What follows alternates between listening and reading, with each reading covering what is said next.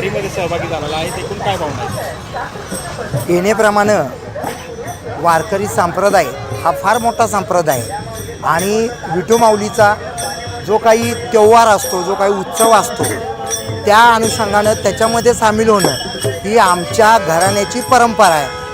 छत्रपती शिवाजी महाराजांच्या काळापासून ही परंपरा चालत आली आणि ह्या परंपरेमध्ये विविध जाती धर्मांचे लोक येतात. एका नियोजनबद्ध पद्धतीनं पंढरीपर्यंत जातात.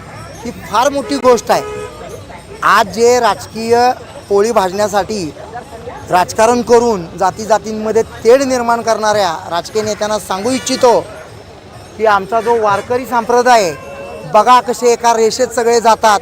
कुठंही जातीभेद नाही, कुठंही वादविवाद नाही. जे अन्न मिळतंय ते खातात.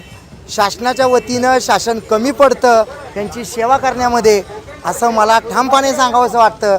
आणि ही वारी संपूर्णपणे आळंदीपासून ज्या वेळेला तिकडं जाईल आणि तुकारामांची सुद्धा तिकडं जाईल, मी मुख्यमंत्री झाल्याशिवाय त्यांची सेवा या वारकऱ्यांची कुणीही नीट व्यवस्थित करणार नाही.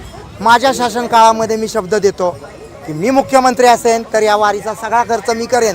आता या शासनाने ह्या ज्या कमानी केल्यात, 20-20 लाखांच्या, 10-10 लाखांच्या, 40-40 लाखांच्या कमानी केल्यात, पण तोच पैसा 5-7 कोटी रुपये आमचे मित्र शिवाजीराव भोसले सातारचे त्यांनी माहिती दिली मला आत्ता की 7 कोटी रुपयाच्या कमानी लावण्यापेक्षा हे 7 कोटी रुपये माझ्या ह्या सगळ्या वारकरी बांधवांना दिले असते तर अन्न पाण्याचा प्रश्न सुटला असता.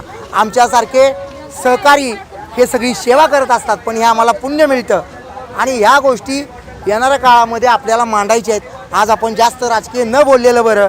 रामकृष्ण हरी.